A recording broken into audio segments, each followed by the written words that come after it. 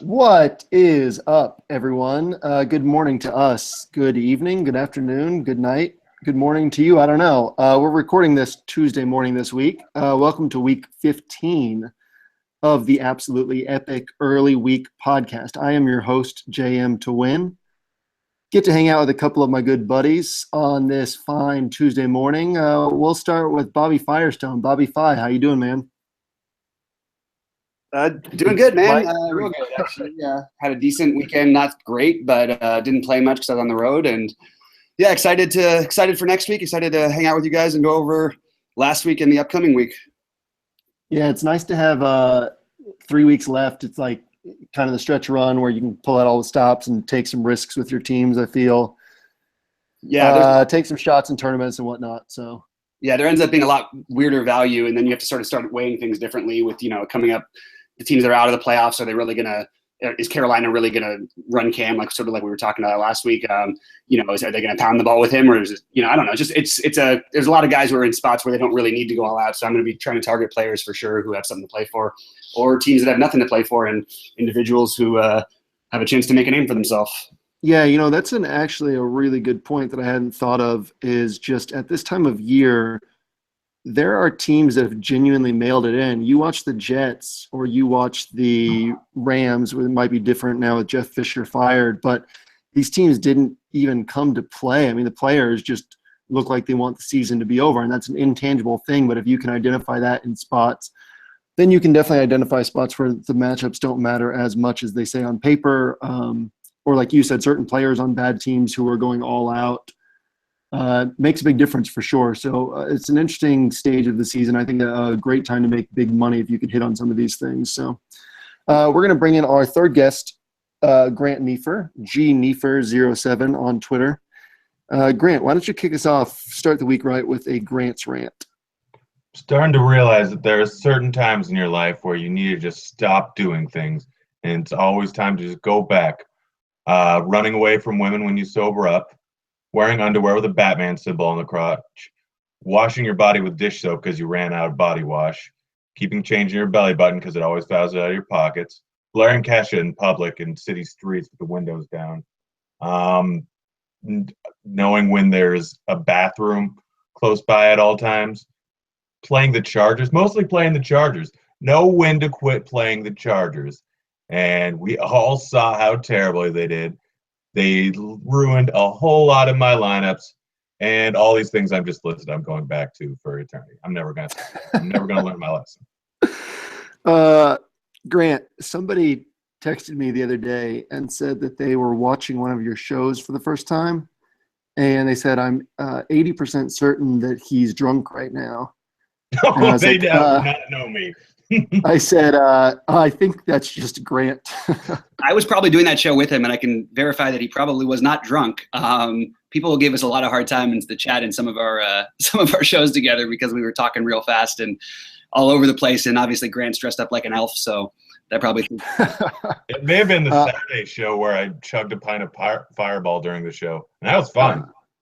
It was not Saturday, so I told that buddy, I said, I've seen Grant have 22 drinks, and I couldn't tell he was drunk. So definitely can't tell from watching a show when it's Grant, because Grant is just insane. Grant, one quibble to pick with you on that list, though. I believe earlier in the season, that was a tip that you gave was to sleep with change in your pocket because you would find it in your belly button. Why is this something that you're running away from now? Well, I'm talking about throughout the course of so I don't know if it's the shorts I'm wearing or what, but everything falls out of my pockets now. I just end up with change everywhere. And I realized that my belly button is perfectly nickel shaped. I can fit one in perfectly, and I've got a pretty deep navel, and I never have change, so it's not that much to stick in there. It's pretty perfect because Bobby's a big Nickelback fan, and you are. I knew that was coming. Did you guys plan that out before the show just so you could get me? No, we did not. It's just really easy to ride. Gotta stop. I am not a Nickelback fan. Bobby, we're talking before the show. You need to stop paying the troll toll. Don't feed the troll. We were talking before the show, and Bobby was saying that that's like the one tweet from our what Grant calls what Grant calls tweets or consequences. That's the one tweet that everybody's latched onto for Bobby and thinks he's an actual Nickelback fan. So everybody think I haven't even checked my tweets after the Patriots game last night to see how many people are like, oh, you think Tom Brady sucks? Because I'm sure there's some of those. But yeah, Grant has gradually ruined our lives with his tweets. So we're going to move on to what will make our lives better, which is week 15. And start with this week's trend or trap. We're kind of like trends are more things that are season long to this point and whether we expect them to continue over the next few weeks. With it being so close to the end of the season, I'm kind of shift this up a little bit and just talk about some more like 5 general specific was what I was about to say, which doesn't make sense. So 5 general things with different teams and how we can take advantage of them this week and the next couple of weeks. So the first one is whether or not the 49ers are tanking. And this is like, I've never taken this question seriously with any team because teams don't tank in my mind. But it seems like if there's one coach who would do it, it's Chip Kelly. It's a coach who's come from college. I mean, that in college, that would be a very normal thing to do where these guys leave jobs all the time and they do all these crazy things. And like, you've just seen a different type of morality from college coaches. Greg Schiano, when he was attacking guys on the kneel down play.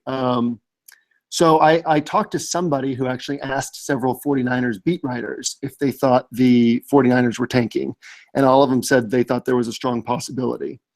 So last week, that got me off of Kaepernick just because I was a little concerned. Last week, we saw them just like stop calling aggressive plays once they took a lead. They did nothing in the second half. The week before, they were punting from the 30-yard line. They were calling runs on obvious passing plays. Obviously, that was in the snow. Bobby, I'm going to start with you on this one. Are you at all concerned about this? And how does this affect your outlook on Kaepernick and Carlos Hyde? They play the Falcons this week. So for me, I still like Hyde because I figure if they're tanking, that's just more carries for him with a lead. I mean, while they're behind. It takes me off of Kaepernick completely because I genuinely think this is a concern. What are your thoughts? I think they're tanking by accident. I think they've been tanking for a while by accident. They're just not very good. I'm not as concerned that they're actually trying to give it away. I just don't think they have any options. They really don't. I mean, there's nobody. I like Kaepernick still just because of his running ability, and he's gonna get you something. But I don't know if I'll play Hyde all the time just because he's always underpriced and underdrafted. I don't know that I'm going to be interested in a ton of them against Atlanta. I have to wait till see how the week plays out and see if I can find any way that they can keep up at all in the passing game. I just can't see it happening, but I don't know that they're actually like consciously trying to tank. I just think that they're really bad. So maybe they're just playing the game as if it was always tied and they're running the ball when they're down by 17 in situations like that. I don't think that they're trying to lose, but I could be wrong. To me, they're just bad. Grant, let's get you in on this. What's your take here? It is a classic case of drunk Grant syndrome. Back in the day when I used to get drunk, if I hadn't done anything stupid during the night, I would purposely do something ridiculous or stupid. So now no one's surprised by it. Now Chip Kelly can do whatever he wants. Like, oh, that's just Chip Kelly being Chip Kelly. I think they are trying to tank it, but not like overtly, not like, what was it, the Cleveland 2 years ago when they just threw the 17th game of the season against Tampa Bay. Or the Colts when they started Curtis Painter all year. I mean, yeah, that was yeah, but I think they're trying to take it. But I still think that a few of the guys are reliable throughout the course of the season, but I think it's a lot matchup dependent. If they're going up against a bad team, then I think you can start Kaepernick. I think you can start Hyde, but it's one of those things where I think Hyde's a more reliable option because if they're trying to tank, they're just going to, I would assume, run it over and over and over and over again. Because they've done that throughout the course of the season while they're 20 points behind, so it doesn't seem like it's ridiculous. Yeah, and when I say tanking, I mean, I don't think any of the players, I don't think they've called a players meeting and they're like, hey, we're going to lose games. I think the players are, I mean, outside of the guys who have mailed it in, are still trying to win. I just don't think that Chip Kelly is calling games in an effort to win, and it was pretty glaring to me in a close game against Chicago and then a game where they had a big lead. But again, like we all basically said, even if they are tanking, that helps Carlos Hyde because it's extra carries for him. But yeah, like I won't be able to use Kaepernick. Bobby, any final thoughts here before we move on? Yeah, I just wanted to say something about the tanking. I think it's a different situation. I don't really. I mean, who's the clear-cut number one draft pick? What's the reason for tanking? I understood with the Curtis Painter thing because then you had Andrew Luck waiting as the number. You had a clear number one with 2 picks. That in RG3 was sort of 1A at the time. But I could see that year. I don't really understand why they would be this year because there's not like a clear-cut guy. I don't think who they're trying to get. And I feel like that's where the tanking would come from. It actually makes more sense in football, but it's much more common in basketball. It makes more sense in football because you know where you're guaranteed what your slot is. You don't have to do the lottery. Anyway, I don't think teams do it as much. So I don't know. I'm sort of iffy on whether or not they would, but it certainly would make some sense to it, but only if there was a clear-cut number one. And I don't see that right now. So maybe I'm missing something. I don't see them getting the number 1 pick, but you look at last year and Wentz wasn't the clear-cut number 2 pick. They didn't know who was going to be available at number 2, and it ended up the Eagles getting, 3 first-round draft picks, or giving up 3 first-round draft picks, whatever it was for Wentz. And so it's one of those things where something's going to open up most likely right at or near the draft. And it's one of those things that you can't 100% count on at this moment, but it happens every single year. Someone gets way, way up there on draft value that wasn't there before. Yeah, I mean, I don't like Bobby. I agree with everything you said. I don't think it's common in the NFL at all. I think it makes more sense in the NFL, but I just think this might be a situation where it's happening. And like Grant said, like picks are just valuable. You know, high picks, the higher the pick, the more value it has to other teams or to just getting a good, solid player or whatever. I mean, what incentive do they have to win at this point? Either, you know, other than Chip Kelly's job security, but he doesn't seem concerned about that. Otherwise, he wouldn't be calling run plays, you know, down 30 points. Yeah. Totally. So we're going to go on to the next thing, which we probably don't need to spend a ton of time on. And Grant, I'll start with you on this one since you are our resident targets expert. So I'm giving you this one with no prep. We'll see how you do. But the last couple weeks, Jerick McKinnon and TJ Yeldon have both received a large chunk of targets. Now, Yeldon, it's obviously dependent on whether or not Chris Ivory plays this week.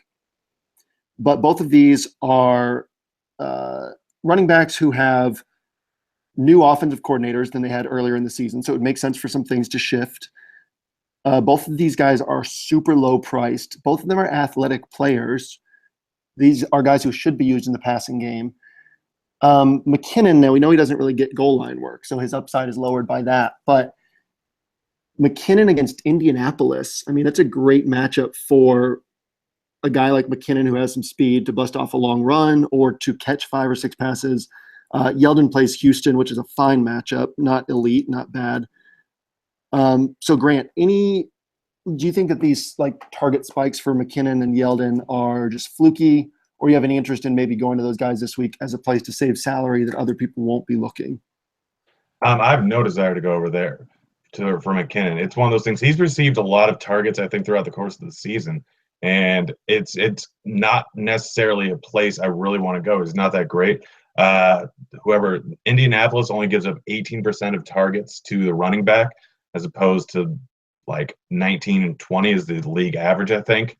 It's one of those places with McKinnon I don't want to go at all. Yeldon, we saw this in the past that he was getting a lot of checkdowns out of the end zone. He had 9 targets last week. I think that he's viable, although Houston also doesn't give up a lot of targets out of the backfield.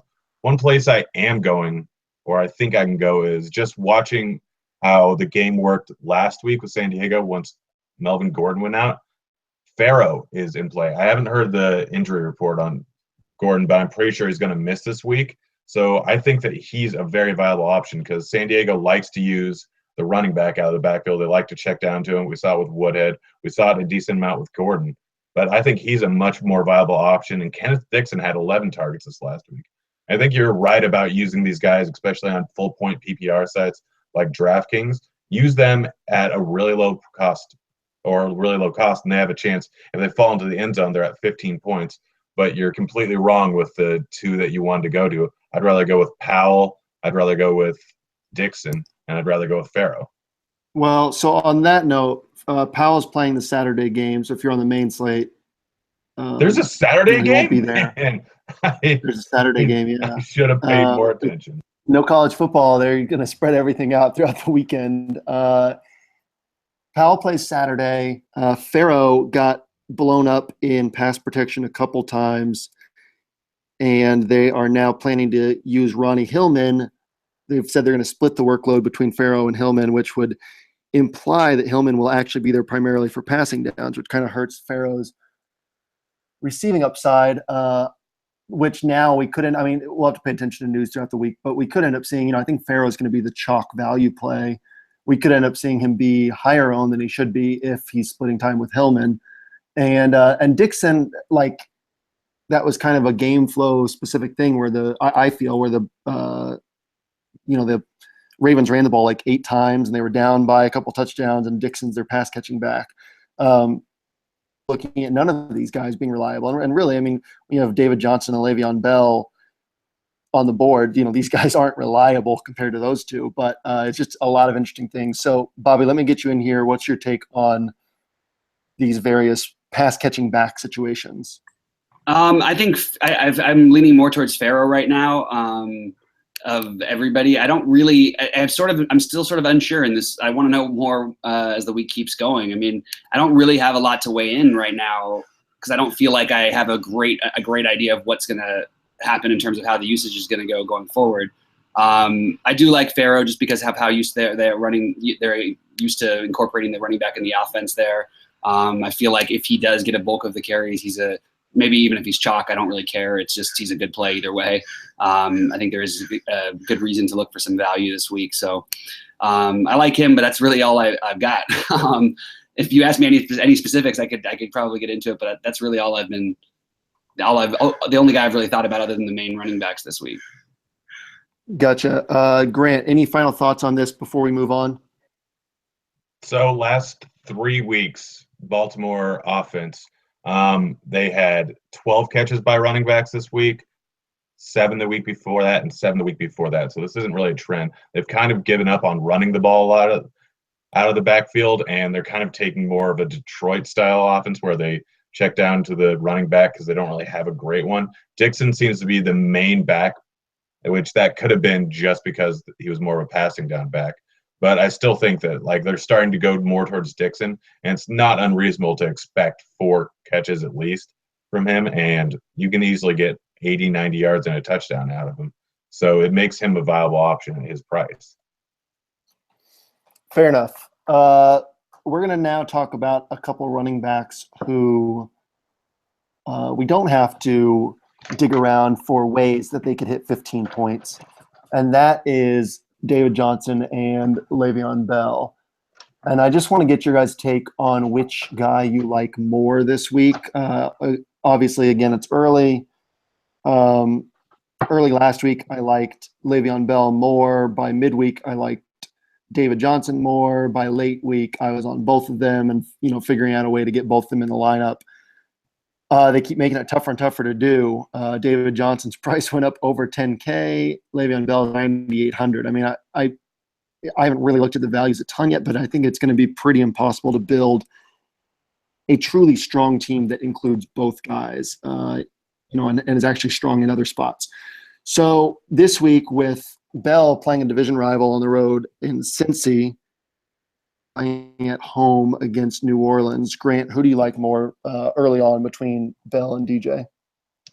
The answer is always David Johnson, but it might actually be Bell this week, just because his floor, I think, is – I don't know. It's essentially a toss-up. I think you can put both of them in a lineup. I will have them as my main 2 cash game running backs. I had them both in 100% of cash games last week, and I will again this week. There is value to be found at other spots, and I think this might be a week where you end up with a flex with Yeldon or Farrow or Dixon, any of these guys that are really cheap running backs who are guaranteed to get a good amount of targets. So that's how I'm going to be approaching it. But it's essentially a toss-up, but I'm starting to think that Murray with his – no, that's 6,900 just cheap. I don't know if that's cash games start both Bell and Johnson. I keep going back and forth in my head. We'll see how I feel later. All right. Bobby, what's your take on this situation? Are you able to take a more firm stance than Grant, who really just crapped the bed there on that one? Well, I remember talking last week on the show about this and being way more on Bell than I was. You remember being on the show last week? Roasted. That's probably the biggest surprise of all. But yeah, no, I was talking about I was much more into Bell, and as the week went on, like you, JM, I switched over to both of them. And pretty much all of my lineups, I had both of them. Tournaments, it didn't matter. I felt like there was enough value out there to do that. And unfortunately, Johnson didn't have one of his normal 30-plus point fantasy games. So that kind of hurt a little bit because my other running backs that I used were all awesome. But this week, I think that if it wasn't for last week, we would be saying David Johnson was the clear-cut play this week. I think that they are equally in great shape. I'm going to try to get them both in my lineups again as of right now. But I also think that, and maybe throw a guy like Farrow into the flex or something, or like you said with Yeldon. I think there's enough value. There will be enough value you can do that, but I can also see making lineups without either of them just going completely anti-chalk and, paying up at receiver instead, because I think people aren't going to do that, especially with the weather concerns already. That's another thing to pay attention to as the season goes on. Running backs are going to become more valuable in these snowy games. And I know it can be better for the passing game sometimes, but for the most part, when you get into these like stormy situations, I haven't really seen anybody have these huge passing games like the guys who, look at what Le'Veon did last week on the ground. So I could see that happening again. And it's hard to fade two guys who could both put up 50 fantasy points in the game, and that their floor is probably, in this matchup, probably 25-ish each. So I could see playing both of them. I guess I didn't really take a firm stance there either. No, you did better, and I don't think it's possible to take. I'm just mostly giving Grant a hard time because he's trying to ruin our lives each week. But I think that you can, it's tough to take a truly firm stance, but just sharing some thoughts on what your process is like on these guys. For me, it's David Johnson. Like you said, Bobby, if not for last week, we'd be talking about him as the clear top play. He sees more targets, which is important in full point PPR. He sees as many carries. He sees more carries inside the 20, inside the 10, inside the 5. So generally speaking, DJ has more upside than, obviously, as we've seen, they both can do 40 to 50 points, but just DJ has a better shot at hitting that. So I like DJ more against the Saints than Bell against a division rival.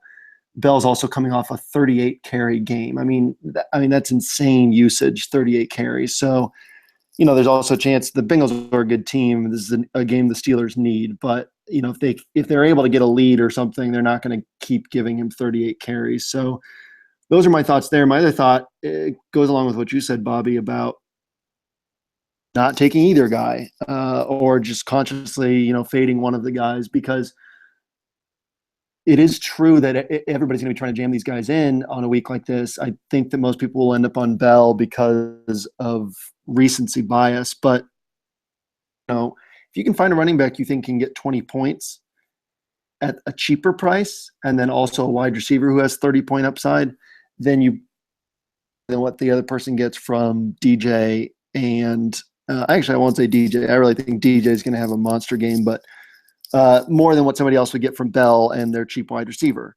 So if you go cheap running back and high wide receiver, might give yourself, probably a lower projection, but a clearer path to first place in a tournament if one of these high-priced running backs disappoint. So we good to move on from this one?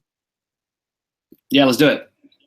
All right. So the fourth one I want to talk about is Patriots Offense, which is going to Denver to take on the Broncos' elite defense.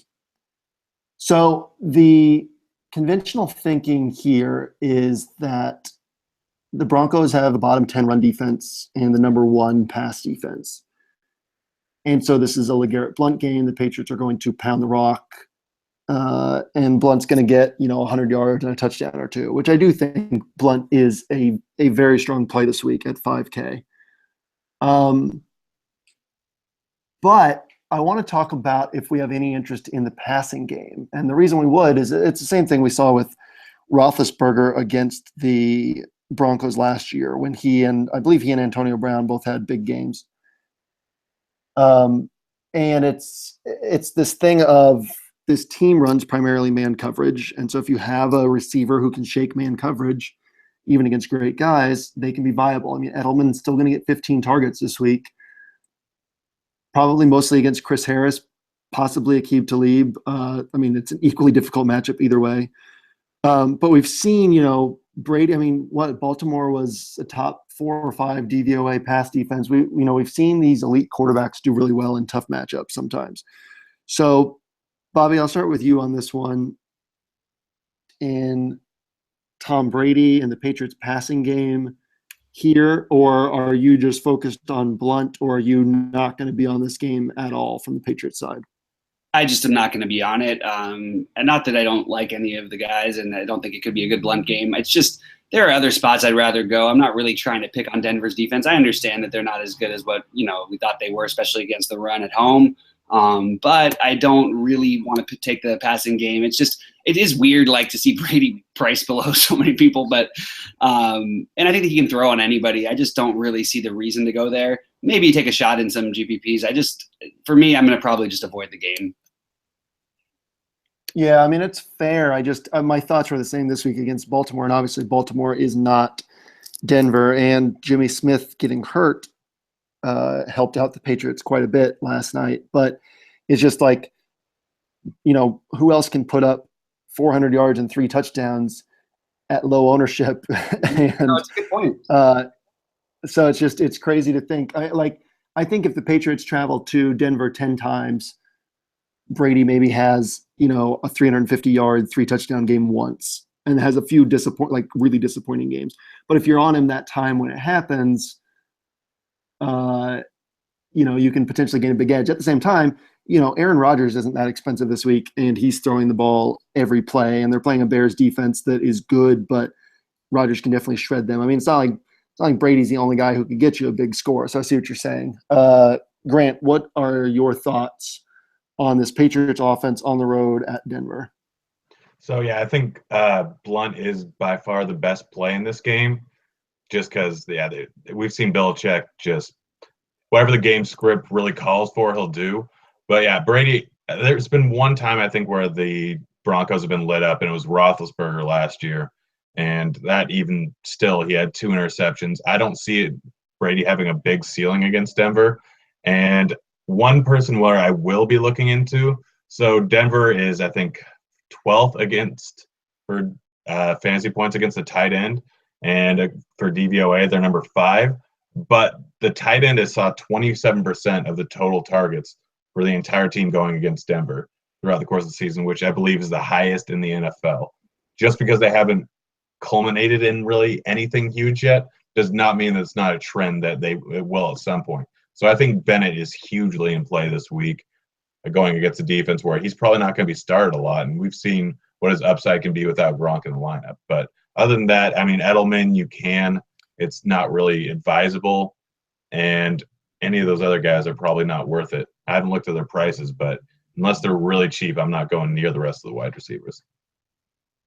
You were breaking up a little bit during that, but I think we caught the meat of what you were getting at, which was the Broncos filtering targets to the tight end and Martellus Bennett being a strong play as a result. And that's a good point. I mean, I used Delaney Walker this last week. I felt great about it on the first drive and then regretted it throughout the day because my other main option was Zach Ertz for 500 more, and Ertz absolutely smashed while Delaney did nothing the rest of the game. But I think that the Broncos aren't bad. I talked about this in my game-by-game breakdown last week. The Broncos aren't bad against the tight end, but they see so many targets to the tight end because quarterbacks, have a tougher time throwing to wide receivers against them. So that does open things up for Bennett. I think there's a chance that Josh McDaniels comes out and spreads the field because he knows Wade Phillips will expect the Patriots to run it. Also, if Brandon Marshall, the Broncos inside linebacker, he missed last week. If he's out again this week, he usually covers the tight end, which also helps Martellus Bennett's matchup. So great call there, Grant. Last one I want to talk about, and this is just kind of a strategy type thing, and it applies in a couple spots this week that are good-looking spots, and that is, and Grant, I'll start with you on this one. What's your take is on targeting division games? And so for me, if you look historically, division games tend to be lower scoring offensive output tends to be lower. I won't ever, but almost never use the Patriots in division games. I'll use Gronk at Buffalo because he always smashes in his hometown. But just teams that see each other a lot, it's easier to slow them down. So this week we have Green Bay at Chicago.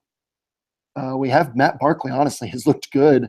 Matt Barkley, Cam Meredith against Green Bay's pass defense. And then we have Pittsburgh and Cincinnati. So we have Roethlisberger on the road, which is already a knock against him, against Cincinnati, who's really, really done a great job against Antonio Brown throughout his career. So, Grant, do you ever weigh division matchups into your assessments? And then what's your take on these teams this week, the Steelers and Bengals, the Packers and Bears? Yeah, so what I basically do is it's all scenario-based. I tend to go with matchups that you have a history of. Like, you look at it, Pittsburgh versus Baltimore has not been a good statistical matchup for Pittsburgh in the last 4 years, or that great for Baltimore. But then you have to look at, are the teams the same? So, yeah, those teams are basically the same. But then you look at matchups like Cincinnati versus Pittsburgh, and it's this last year, and I think the year before, Roethlisberger got shredded, but they're a completely different team this year. Cincinnati's defense is not quite the same. So I have no problem going with him there. Games like it's all you have to do is look at the last 3 to 5 matchups and see what exactly happened in those matchups and how similar those teams are on defense and offense to the past. And that'll kind of give you a little bit of a gauging point of what to do and what not to do. So that's basically my take. I think that's a good point. One thing that I also like to look at, though, is defensive coordinator. I mean, I ended up getting that, and we can argue all day about whether or not it was just because of the snow or maybe Russell Wilson's not fully healthy. But as I started digging into that Packers-Seahawks game last week, I mean, were thrown for more than 210 yards against Dom Capers' defense. And then, I had people arguing with me on my article saying, like, oh, well, this is different personnel on the Packers. I was like, yeah, I pointed that out in my article, but the point was still, the scheme that they were coming up with is something that gives Russell Wilson trouble. I mean, how often is Russell Wilson below 210 passing yards? And now it's been 5 games against Dom Capers that he hasn't cracked that mark. Still the defensive coordinator for the Bengals.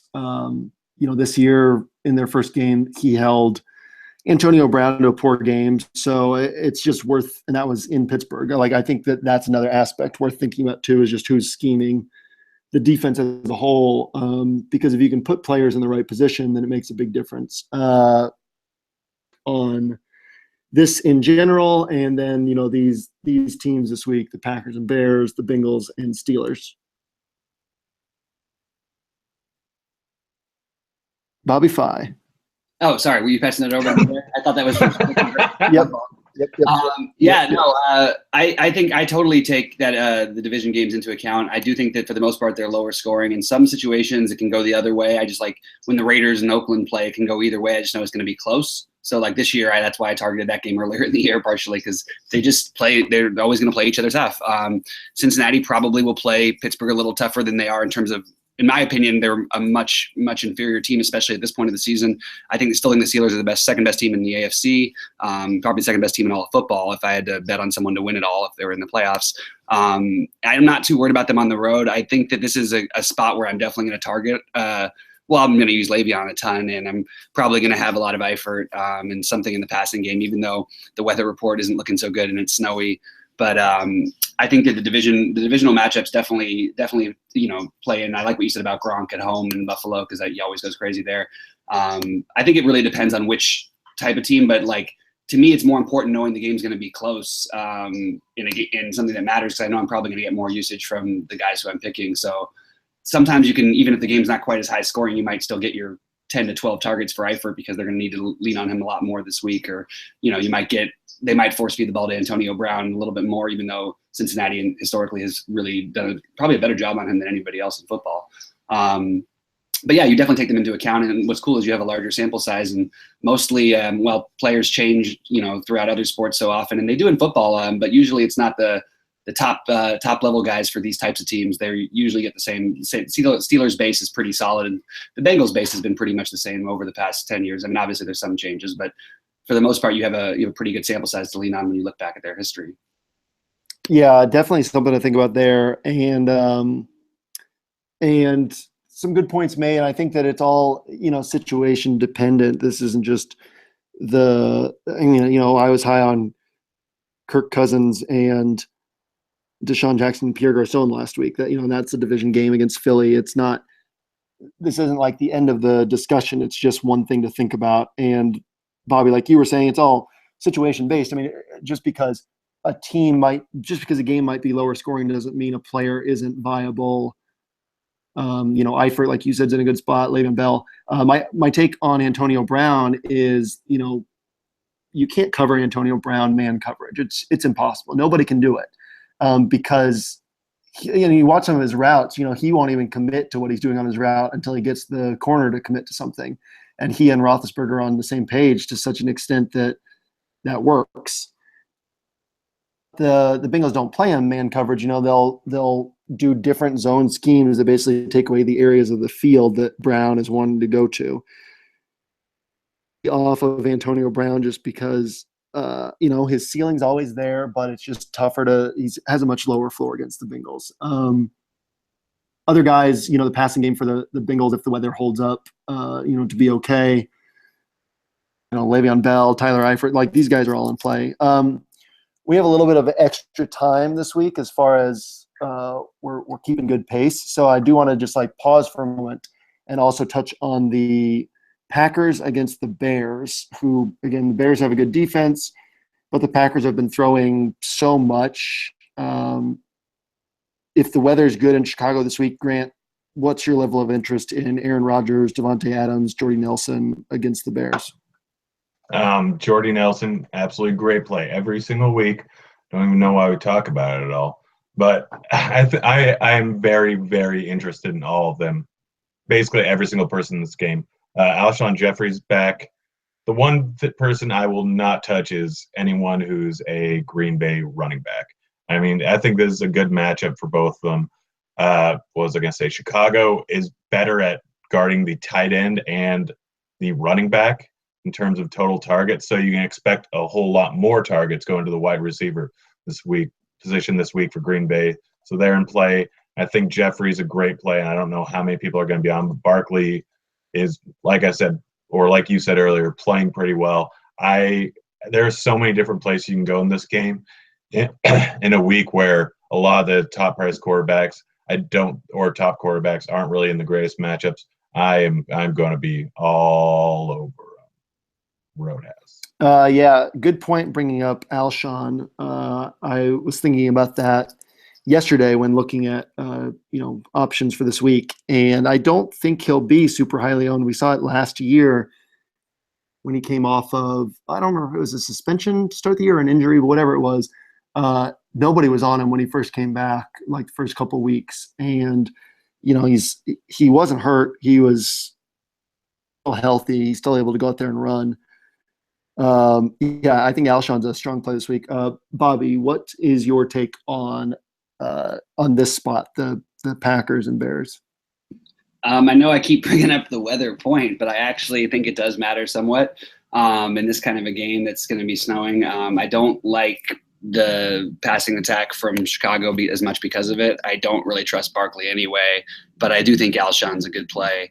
And I think Jordy with him, the weather, it's almost like it benefits him. They have to find somebody. He's just going to get the red zone targets, and he's going to get all that red zone work. And I love him, and I love Alshon this week, but I don't really have any interest in anybody else in this game, including Rodgers. I think they can win this game easier. I see it, and I think the Bears' defense is actually underrated. They're solid, and I don't see them. I think they could hold them to 24 and lose this game like 24-10 or 24-7. I think that's sort of the kind of game that I'm expecting. I don't expect it to be a massive shootout like Grant does. I could be wrong, of course, but that's sort of what I think. I don't really see them moving the ball that well against a pretty bad Green Bay defense, but they actually looked a lot better. And yeah, it was against a very weird Seattle team, but they looked a lot better last week. So I just think that I'm a little bit wary of trying to get too into this game. Yeah, I mean, you make good points too about the weather. Obviously, that's something to keep in mind. And the Bears do have a good defense. I mean, and it's crazy, man, the way the NFL works. So I saw a report last week or 2 weeks ago that John Fox is likely to keep his job, is likely to be fired as the defensive coordinator. It's like the defense is the only thing that's gone well with this team in spite of injuries. Fangio ran a great defense in San Francisco. He runs a great defense with the Bears. They're playing above their heads, I think. But yeah, I think it's a good team. And definitely could see Rodgers, only putting up 24 points or something. We do know, of course, that Rodgers will throw as much as any quarterback in the league, or on as high of a percentage of plays as any quarterback. So definitely some upside there as well. We are going to move on now to, oh, goodness. And I pulled up the lines for this week for us to look at love at first sight. So that Green Bay-Chicago line opened at 44, has already dropped to 40.5. So there's some thoughts on how Vegas is betting that game.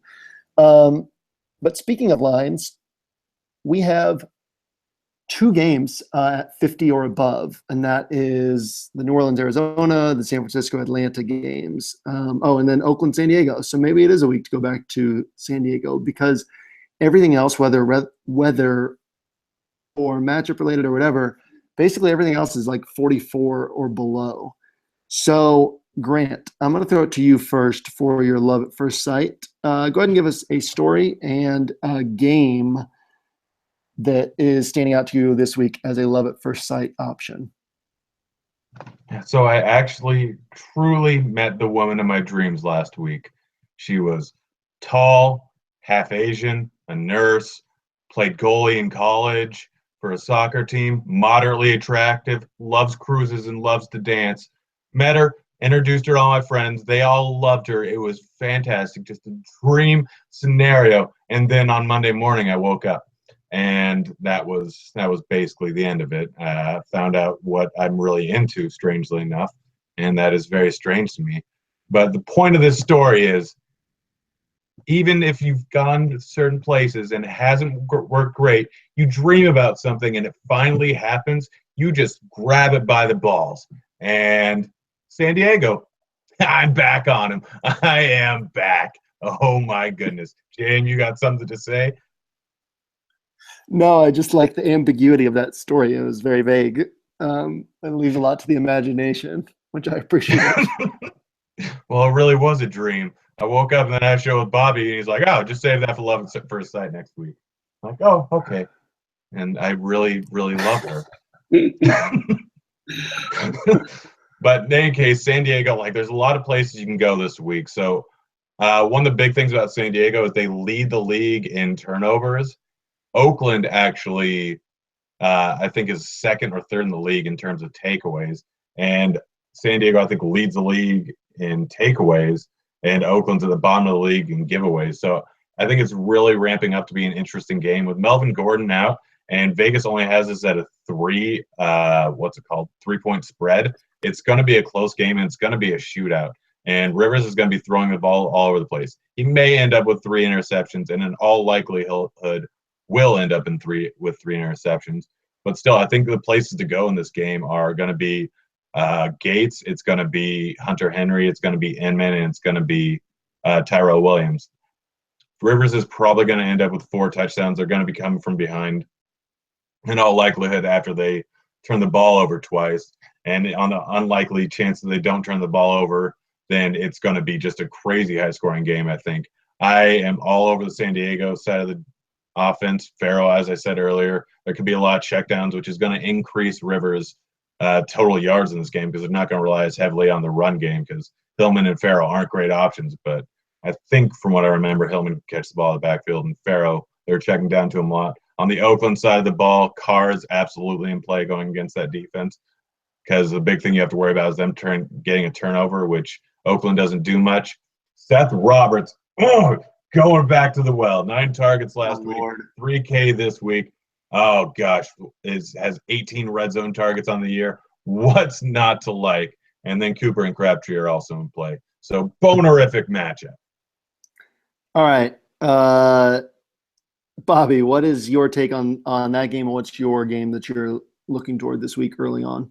Well, I mentioned earlier, I really like targeting those guys when they play each other, and I think this is a good spot to take that game. So I definitely am into it. I wouldn't, again, I'm not going to touch Seth Roberts, but there's a lot of plays in that game that I do think are viable, including I love Farrow. I actually think it's going to be a really good game. So I can't really disagree with that one at all.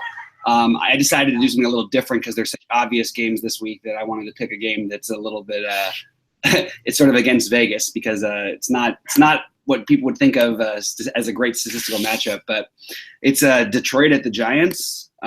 Both teams obviously with something to play for. The thing I like about it for Detroit is they get a huge bump up in pace of play, and they're one of the slowest pace. I think they're the fourth slowest pace team in the NFL. The Giants are the second fastest pace team in the NFL offensively. It should lead to more plays, and I think it's going to be a good game. And I'm especially interested if Riddick is out because I think it makes it easy to target the Detroit passing game. If Riddick's in, it's a little bit different because it's sort of questionable. But I really like all the receivers. I like Bolden, Jones, Tate. I think they're all viable this week. The Giants are solid. It's just number of plays, and I think that the Detroit's a really good all-around football team, and that they will be able to move the ball against the Giants against pretty much anybody. And I like Ebron as well too. I think there's a lot of spots, and I'm big on pace of play, so I think this game could be sneaky. I also think that on the other side of it, I'm not in love with a ton of Giants, but I do think that they're going to start feeding the ball to Beckham in tight games in big spots. And I really just think that even against Slay, well, first of all, they play a cover 2 zone a lot of the time anyway with no safeties over the top. So I could see him breaking one. And that's an interesting – it's sort of like what Carolina had last year. And I don't know if most people remember, but Beckham, the game, he was just completely losing his mind. But he had a couple balls thrown over the top that he beat the defense on, and one he didn't catch. He literally dropped a wide open 80-yard touchdown, and the other one Manning overthrew him a little bit. But I think that there is some possibilities for big plays from Beckham. So I really think the game stacks well. Like you could take a Stafford, Jones, Tate, and Beckham if there's no Riddick.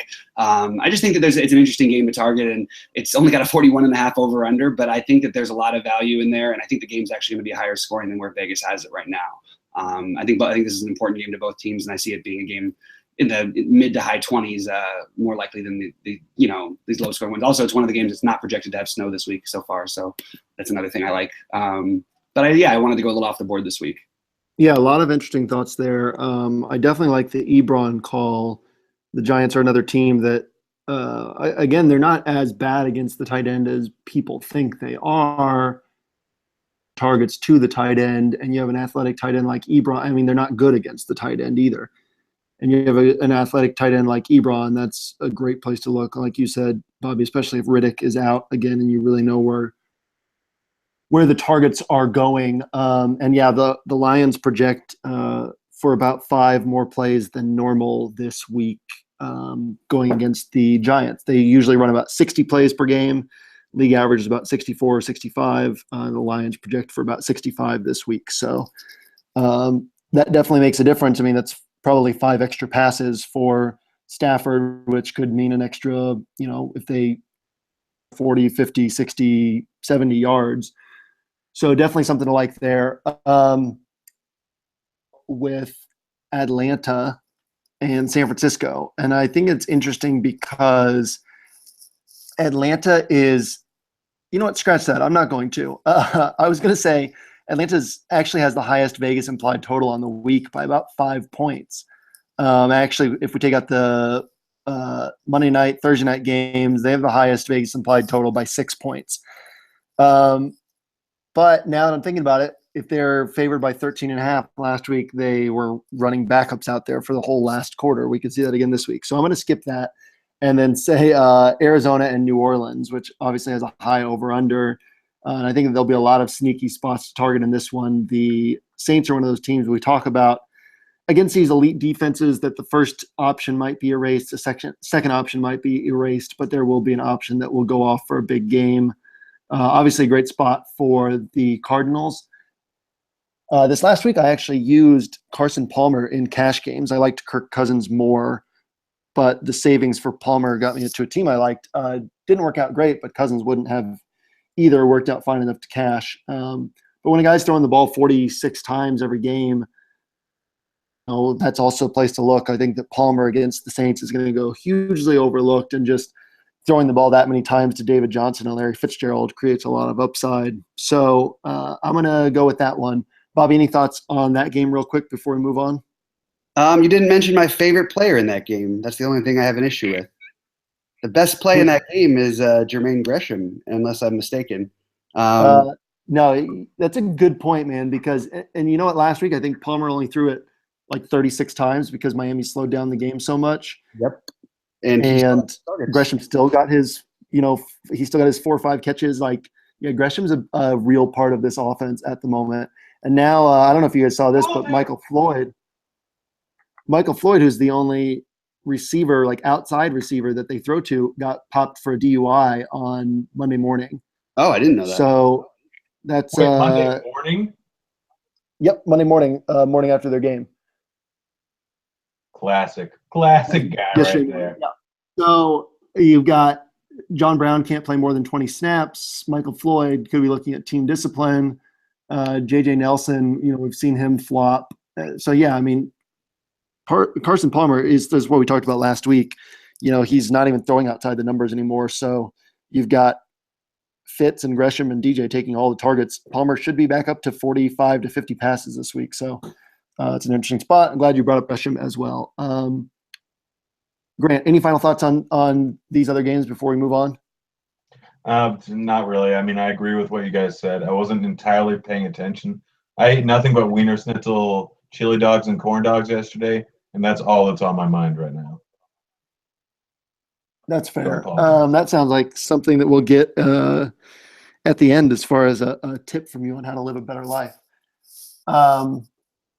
So I'm drawing a blank. What do we usually do in this show at this point? We've done Love at First Sight. Do we move on to value plays? Value plays. Value plays, right. Value plays. I knew we were missing something before we had to get to our tweets and consequences.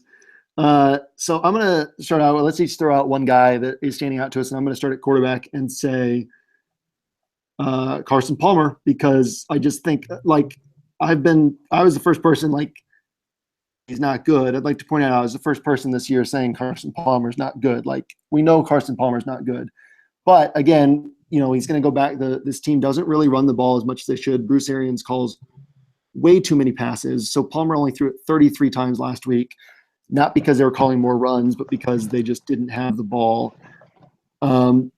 Saints run at the second fastest pace, the third fastest pace in the NFL. There's going to be a lot of plays in this game. Throw the ball a ton, and I think it's a good spot for him for some cheap points. So, Bobby, what do you have for us at quarterback? I was going to say Kaepernick just because that's my knee-jerk reaction to it. But I actually think Alex Smith is in a really good spot this week. I don't think they're going to be able to run the ball well against a pretty good Tennessee. Their front especially is really good. I think that they're 30th in the league against QBs. Alex Smith is 5,400. He's not the most exciting guy in the world to roster, and you don't feel great about it, but he's been pretty consistent for his price. And he does have some upside in this kind of a game if Tennessee's able to score on that beaten up Chiefs secondary. Yeah, I think that's a great call. I've been looking at Alex Smith early on this week. Grant, who do you have at quarterback? Mr. Tyrod Taylor. It's going up against Cleveland. He's 5,700. It's Watkins is back. He can run the ball. He can get rushing touchdowns. They're a 10-point favorite, but I see this game being closer than that. Loving Taylor this week. I love that call. After I said Palmer, I was wishing I'd gone with Tyrod as mine. I liked him a lot last week. I like him even more this week in a good matchup. And nobody rosters Tyrod Taylor these days. He is supposedly fighting for his job security, which is silly. I don't know who the Bills are going to get that's better than Tyrod Taylor. I think this team's messes are more to do with Rex Ryan than Tyrod Taylor, but Rex Ryan and injuries. But yeah, I like that call a lot. Running back. Grant, I'm going to start with you first at running back because I'm sure that you have some crazy play outside of Farrow that you want to throw out there for us. Well, I mean, I already mentioned pretty much Dixon, Farrow, Yeldon already. Those are my guys. I mentioned all my guys, but if you're feeling real ballsy, Mr. Franklin Gorif. But Yeah. don't feel ballsy. Just go with the other guys who are going to get a lot of targets. But don't feel ballsy with that one. Yeah. Bobby, what about you at running back? Yeah, we did cover a lot of these already. Bobby, mic's on mute. Yeah, no, Idiot. thanks. No, I think that I guess I'm just gonna say Pharaoh for right now. If I'm picking one guy who's 4,400, he's in a good spot.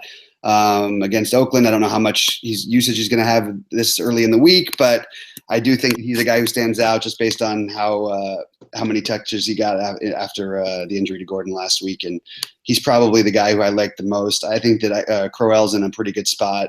Yeldon's interesting, but I think that Pharaoh would be my number one of the under 5K guys as of right now. Maybe Tevin Coleman seems like a pretty good, interesting little play in that what could be a blowout against the Niners. I like that call too. I wish he weren't 5K, but it is what it is. The Pharaoh thing, my take on Pharaoh is to see how things play out throughout the week, because if the chat, like we know he's going to be highly owned, if the chatter starts, or we can assume he's going to be highly owned, and if the chatter starts being that he really is going to split work with Hillman, especially pass game work, I could see him being higher owned than he should be. If he's going to be the lead back, then it's one of those free square things that I think you throw out game theory and you just say, look, this guy's 4,600 and he's going to get 20 plus touches in a good matchup, like 4,400. Don't overthink it. Play the guy. I do think, like the guy that I was going to say was Crowell. I think that Crowell goes severely overlooked. He does not get nearly as many carries as he should, but the Browns have a good run offense. I mean, they're like DVOA, I forget what they are, but like top 8, I think. Offense DVOA, he just only gets 8 or 9 or 10 carries a game, but he does get pass game work. I think Crowell is interesting as well this week. I forgot my favorite play. I just messed up. I just didn't see it in my life. Jerick McKinnon. I think he's in a really good spot. I'm not going to back away from any running back against Indianapolis ever. I just think it's too good a spot for 4K. He's getting the touches. Look what happens to Indy backs. I mean, I said it last week with Lamar Miller. I was obsessed with that play, and he was all banged up. If McKinnon's going to get 25 touches in this game, or 20 plus touches, which it looks like he will, I have a very, very, very hard time not using him at only 4K in any format. On that, too bold? No. Shut everybody up? No, it's not too bold. I mean, I've gone with guys at the same price. There's a difference between bold and stupid. Boom, razzed. All right, moving on to wide receiver. Stupid. I have no idea what could possibly make it stupid. You're talking about an Indianapolis defense that really struggles, especially with pass-catching backs, and that's exactly what McKinnon can do. He had 6 receptions last week. Why is it stupid? He's putting up double digits every week, and this is the best matchup he's faced. I can never, ever trust that man. All right. You're going to get an Agiata vulture touchdown every now and then, but that's about it. Every time. Bobby, I don't know if you were here at the beginning of the show, but we had a segment on McKinnon earlier. Do you remember that? I was actually doing my research on Pharaoh and the other guys while you guys were talking about that. All right. That's why, and I believe at that point Grant said that he wouldn't use McKinnon, but I would have argued with him back then, so I just delayed it. Sorry. I got confused there, but I'm glad we got all of our thoughts on McKinnon. Yeah, I think that the touchdown upside is low, but I think that people are going to be surprised by the yardage upside he has this week. Look, the guy's not good. Like, people point to his Spark score and they're like, this guy's a freak athlete, and he is, but he hasn't translated it to the field. He's usable this week for sure. Wide receiver. So there's a really interesting situation going on with Allen Robinson, where he's now 4,400, and he's playing Houston, who, like, Jonathan Joseph's out. They still have AJ Boye, who earlier this year, for much of the season, Boye was the number 1 cornerback on Pro Football Focus. So it's not like, people are like, Jonathan Joseph's out, attack this defense. It's still good. But again, we've seen him show cracks lately. T.Y. Hilton burned them. Jordy Nelson burned them. Like Allen Robinson, I know that this connection with been there. Last week he only had 3 targets, but that was against Denver. Before that he saw 10. That was against Minnesota. Then he saw 10 against Denver, 4 against Buffalo, 7 against Detroit. But before that, it was double digits every week. Like, I don't know. Like, Allen Robinson is going to be my call. So, Grant, why don't you go ahead and give me your wide receiver and then also your thoughts on Allen Robinson at 4,400. Well, the answer is always Seth Roberts, but I already mentioned him earlier, so not going to go there. And since we can't use either of the low-price wide receivers in the Seattle game, not going to go there. So to Mr. Jeremy Curley, targets are getting back up. I think he had 8 this last week. It's going against Atlanta. They've given up, the most passing touchdowns in the league. It's just they're gonna be 13 points behind. So there's no need to take. You can just throw all over the place when you're down by 20. It's going to be a Curley week. Jeremy Curly Fries and Robinson, it's still one of those things that scares the fudge out of me. I was going to say I like Lee a lot this week, but I guess, you can use Allen Robinson. He's got the upside every single time. And with that price, it's just silly. It's just so silly. He's got 125 targets on the year. Yeah, I mean, you bring up a good point with Marquise Lee. It feels weird to pay only 400 less for Marquise Lee than Allen Robinson, but Marquise Lee's targets last several weeks 8, 9, 6, 8, 6, 8. So he doesn't have those double-digit games, but it's been a lot more consistent than what Robinson has been seeing, and the production has been there. So that's one worth thinking about as well. Bobby, who are you seeing at wide receiver? I'm dancing around my house trying to get away from the gardener. And I just knocked over my backdrop. So sorry about that. There's a lot of guys who I think are actually more viable than most people think. I think if you want to take a dart on, I think Marvin Jones is really interesting. I think that Yeldon is interesting in that game. I mentioned those guys already. And I think that, I would have said Allen Robinson. I think that's like such a good call. Like I really just, for that price and that upside, he's definitely a guy. How do you just look past him? So I agree with those guys. But I think that for me, I think Marvin Jones is in a sneaky good spot. All right, fair enough. We're going to move on to tight end. And Grant, I'm going to throw it to you first because Bobby's running away from the gardener. So we can't expect him to. Is that innuendo? Have his tight end right away. I don't think it is, but maybe. Who are you seeing at tight end? I mean, all tight ends are cheap. Who's one tight end who's standing out to you?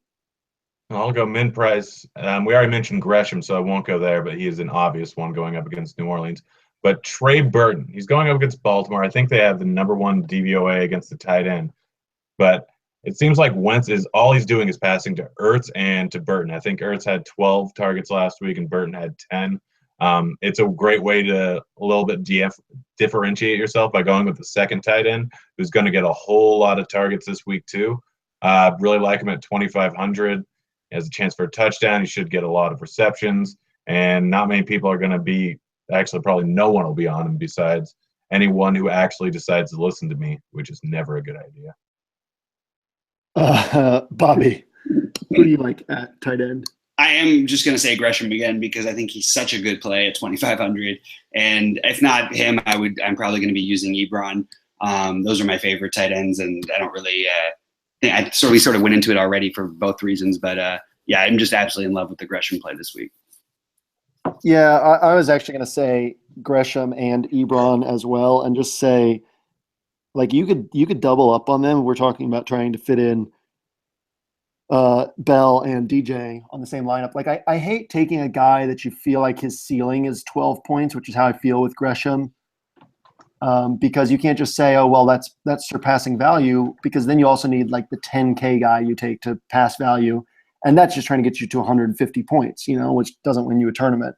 So I still have a hard time with the idea of Gresham being a tournament winning play. At the same time, 2,500 is so cheap, and Ebron actually can put up 20 points, and you could slot both guys in and then have tons of extra salary. So I like the idea of going with both guys together. I think that Gresham's ceiling is a little bit higher than 10 points. I mean, if he gets a touchdown, he can get 10 points without a touchdown. He's been getting it without a touchdown. So I think he's got a 20-point ceiling. I really do. Yeah, that's fair. Like I guess I want to see what his actual end zone usage has been. So I'm going to look that up while so we have to get to doling out some punishment. So I told Bobby and Grant that I have a bone to pick because for listeners on the show last week will recall that Bobby may have had a couple drinks during the show and before. Bobby said he wanted Mike Evans, as we each took a high-priced guy for who would have the best game. Neither Bobby nor I wanted David Johnson. We both liked Mike Evans more. We were both wrong about that. Bobby said he wanted Mike Evans, and I said, okay, I'll take Le'Veon Bell because that's who I wanted anyway. And then Bobby said, why do I get stuck with Mike Evans? So I was like, all right, I'll take Mike Evans. In all fairness, for some reason, I thought we were picking a receiver. I don't know why I thought that. Apparently, maybe that was the drinks. But I really thought that. I mean, I was never going to take Mike Evans over Le'Veon Bell. Yeah, you're right. You did get kind of screwed in the situation, but I don't think that I wasn't trying to. I didn't realize. What happened? And so, on a side note, getting back to the Gresham thing, yeah, he has 5 targets in the red zone, which is not a lot, but he has 2 targets inside the 10-yard line, which is solid. I mean, considering he's only been involved for half the season, so it's not like he can't get a touchdown. But yeah, so back to the punishments. So I got stuck with Evans without wanting him. I believe that after that I made a comment along the lines of, now I'm probably going to lose. So to give me a more tame, consequential tweet than the Tom Brady one last week, which lots of people thought was serious, and I got lots of people like tweeting me about how wrong I was, or tweeting an agreement, or saying things like, you're supposed to be an expert, you think Tom Brady sucks. So I definitely ruined my reputation with that tweet. In my defense, halfway through the night, I'm like, okay, I feel bad. And I went through to everyone who responded to it. He lost a bet. He lost a bet. He lost a bet. Yeah. Grant, you bailed me out big time last week. So I definitely appreciate that. Last week was rough. It was a rough week in JM Twins' personal life with that tweet. So what do we have this week for me to choose from my bold call that I made last week? So you said you really liked the Disney one. So I just pulled up Disney's top 10 movies. I'm going to make something up on the fly for a few of them, except for this one that I had ready. Last night I put a barbecue sauce cross on my wife's forehead and screamed Simba. Let's see, what's number 2? Aladdin. Passed out drunk last night, woke up on a carpet. Apparently I tried to take a magic carpet ride. Toy Story. Buzz gives me a Woody. You're not going to want to use that one. Finding Nemo. Oh gosh, that one's tough. Up. I can't wait till. No, that's not even insulting. You don't want to use any of those 3, do you? What do you feel about the Aladdin one? No, anything where I'm passing out drunk or getting a Woody from a Toy Story character is probably off limits for me. What about this? I think I have Elsa's, I believe her name, powers from Frozen. I can make it snow. Might be time for Head and Shoulders. Yeah, we can go with that one. All right. I feel like I that's don't not know. that I think I'm gonna go. I think I'm gonna go with. I think I'll go with the Simba one. Okay, good. I was hoping for that one. You can also go with one that I thought about a little bit this morning. Just found out I can put my legs behind my head. Also figured out that's not my head. I'll go with the Simba one. It's right. It's crazy to me that these, like, in your mind, Grant, like, these are not punishment tweets in the first place. No. Like, I thought about tweeting all these at one point or the other today. The tweet about being vegan was like the most embarrassing thing in your life that you've had to tweet. So we're all, and just, we got to figure out what hurts the other person the most. Yeah. So yeah, I'll take the Simba one. These are all pretty bad for me, to be honest, but I'll take the Simba one because at least people will hopefully assume it's not real and think that I'm just trying to be funny. And they're like, man, this JM guy is not very funny, but he sure is an idiot. Well, I think it might help also that it's another Disney one, so people have a little bit of a recollection. Oh, man. Okay, so bold call for this week. Grant, you want to make a Seth Roberts bold call? All right. Seth Roberts will be the #1 point per dollar wide receiver. We're just going off point per dollar. Take anyone you want today for a bold call. Yeah, I'll do that. I like that because then we get a situation where, maybe you can actually lose one if we stick you with Seth Roberts. When he goes for 25 points, you're gonna feel like a real dummy. Are you good with taking that one? Seth Roberts, top point per dollar wide receiver? Well, out of the three that we pick? I've got a whole bunch of revenge on both yours and Bobby's mind right now. So I should play it safe, but I've never done an intelligent thing in my life, so I'm going with it. All right. Bobby, who's a wide receiver that you want to take that you think will outscore Seth Roberts point per dollar? Oh, so it does have to be a wide receiver. Okay, that's what I was going to ask. No, I mean, what do you think, Grant? Can it be any position? Can we do Go ahead. I'll allow tight end and wide receiver. Okay, Jermaine Gresham will be the top point per dollar player. Period. Wide receiver or tight end. I'll just say any of them. All right. I'm gonna go. Oh Lord! So I got to do something that doesn't lose. I guess I'll go big and I'll say Allen Robinson over Seth Roberts.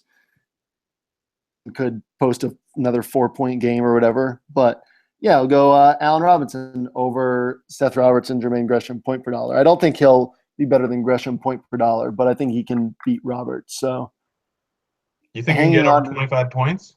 I'm going to be hanging on the edge of my seat and hoping Roberts doesn't get that random touchdown that he's due for with all of his red zone usage. So, yeah, I kind of get targets last week.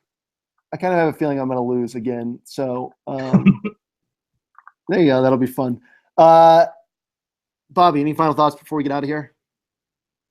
Yes, my final thought would be make sure when you have a bunch of free or gold or platinum or black or whatever the hell entries you get, make sure to use them. For some reason, I entered 1 million lineups on DraftKings this week, and I didn't use my free lineups, and I missed that whole thing or something. I don't know how that happened, but that was disappointing because those things actually are worth quite a bit, some on the higher end especially.